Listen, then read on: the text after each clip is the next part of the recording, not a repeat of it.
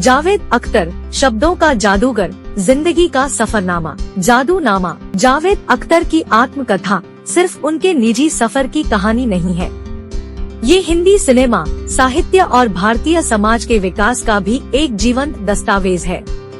ग्वालियर के बचपन से मुंबई के चकाचौंध भरे फिल्म नगरी तक का सफर, सलीम जावेद की मशहूर जोड़ी से अनगिनत गीतों की रचना, जिंदगी के उतार चढ़ाव, बेबाक राय, फिल्मफेयर से पद्म भूषण तक का सम्मानित सफर, जादूनामा, इन सबको सिलसिलेवार ढंग से समेटे हुए है। लेकिन जावेद की कहानी सिर्फ गीतों और फिल्मों तक सीमित नहीं है, उनकी शैक्षिक पृष्ठभूमि भी उनकी सफलता की कहानी का एक महत्वपूर्ण अध्याय है। ग्वालियर में सेंट गैब्रियल हाई स्कूल से शिक्षा ग्रहण करने के बाद उन्होंने भोपाल के हमीदिया कॉलेज से अर्थशास्त्र में स्नातक की डिग्री हासिल की। यहीं से उनका साहित्य और लेखन के प्रति गहरा लगाव भी शुरू हुआ। कॉलेज के दौरान जावेद उर्दू साहित्य और कविता से गहराई से जुड़े।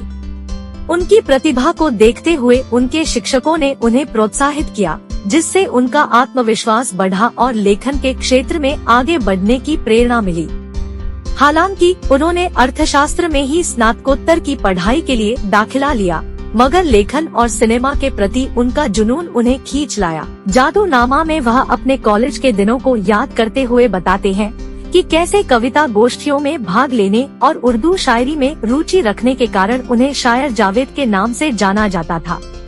यह वही जुनून था जिसने उन्हें आगे चलकर हिंदी सिनेमा के सबसे मशहूर गीतकारों में से एक बना दिया। जावेद अख्तर की आत्मकथा सिर्फ मनोरंजक ही नहीं है, बल्कि यह हमें यह भी दिखाती है कि कैसे जुनून और लगन के साथ कोई भी व्यक्ति अपने सपनों को साकार कर सकता है। उनकी शैक्षिक पृष्ठभूमि हमें यह भी याद दिलाती है कि सफलता का कोई एक रास्ता नहीं